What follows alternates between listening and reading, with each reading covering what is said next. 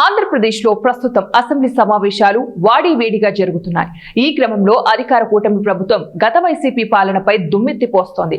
అంతేకాకుండా అసెంబ్లీకి రాకుండా జీతభత్యాలు కూడా తీసుకోవడం ఎందుకని కూటమి నేతలు వైసీపీ తీరును ఎండగడుతున్నారు. ఈ క్రమంలో అధికార అపోజిషన్ పార్టీ నేతల మధ్య మాట తూటాలు పేరుతున్నాయి.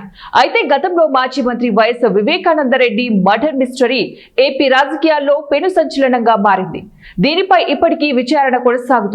ఈ క్రమంలో వివేక హత్య జరిగిన సమయంలో పులివెందులకు సీఐగా ఉన్న శంకరయ్య తాజాగా ఏపీ సీఎం చంద్రబాబు నాయుడుకు లీగల్ నోటీసులు పంపడం ఏపీ రాజకీయాల్లో హాట్ టాపిక్ గా మారింది. గతంలో చంద్రబాబు తనపై ఈ కేసులో నిరాధార ఆరోపణలు చేశారని శంకరయ్య తన లాయర్ తో ఈ నెల 18వ తారీఖున నోటీసులు పంపారు.